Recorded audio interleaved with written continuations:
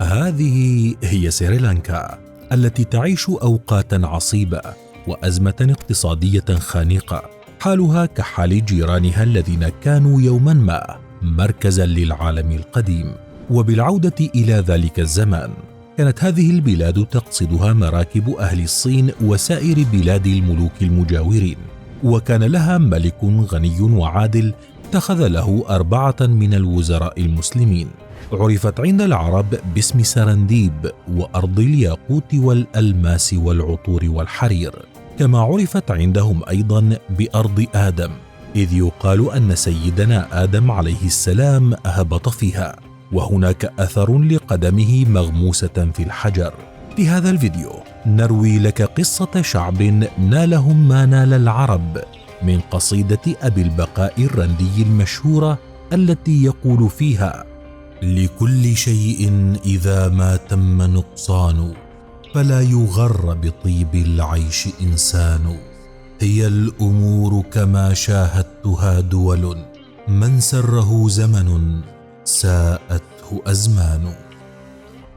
أرض الياقوت موقع جغرافي مميز جعل من سرنديب مركزا للنشاط التجاري منذ العصور القديمة، وتميزت البلاد بالكثير من المنتجات مثل التوابل والجواهر والياقوت والعود.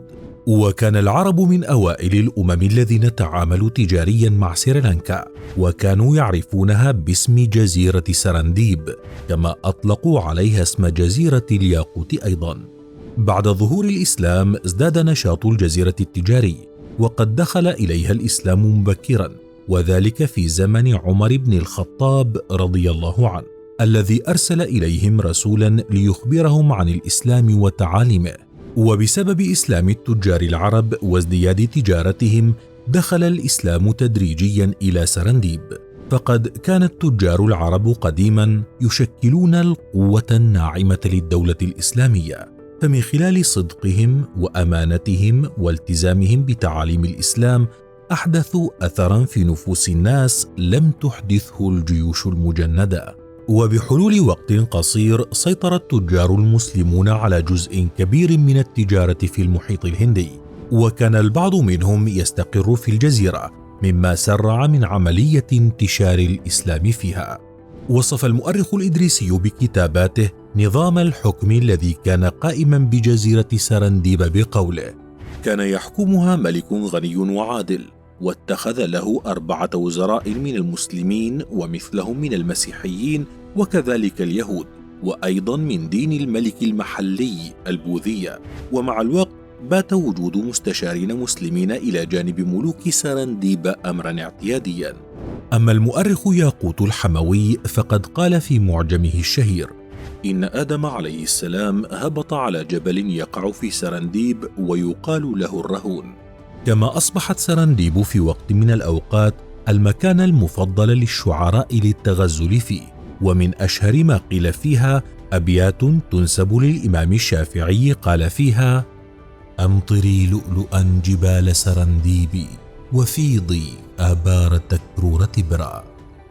يمكن القول أن سرنديب عاشت أفضل فتراتها بعد دخول الإسلام والمسلمين إليها، لكن نجمها بدأ بالأفول مع بداية الاستعمار الغربي لها. جزيرة سيلان. في القرن السادس عشر وصلت السفن البرتغالية إلى جزيرة سيلان، وقد عرفت بهذا الاسم خلال فترة الاستعمار البريطاني فيما بعد. وعندما وصلوا إلى الجزيرة وجدوا أن التجار العرب يسيطرون على معظم التجارة في البلاد، كما لاحظوا أن لديهم طرقا تجارية خاصة وشبكات قوية مع بقية الأمم. أطلق البرتغاليون على المسلمين مصطلح الموريين لوصفهم، ثم أطلقوا هذا المصطلح على جميع المسلمين الذين احتكوا بهم بعد ذلك. بعدها باشر المستعمرون بمهاجمة التجار بهدف القضاء عليهم والاستيلاء على ثرواتهم وتجارتهم، ليهرب معظم المسلمين إلى خارج سريلانكا، وبسبب ذلك انخفض عدد المسلمين بشكل كبير.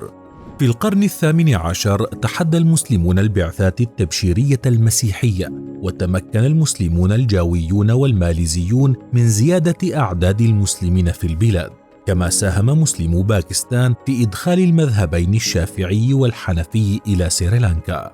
ينقسم سكان سريلانكا اليوم إلى 4 مجموعات رئيسية: جماعة التاميل، ويسكنون النصف الشمالي من الجزيرة، وهم مزيج من الحضارة الهندية القديمة وحضارة الغرب الحديثة، ويعملون في التجارة والصناعة. أما العنصر الثاني فهم مجموعة السنهاليين، ويسكنون في النصف الجنوبي من الجزيرة، وتعود أصولهم إلى العنصر الملاوي الجاوي.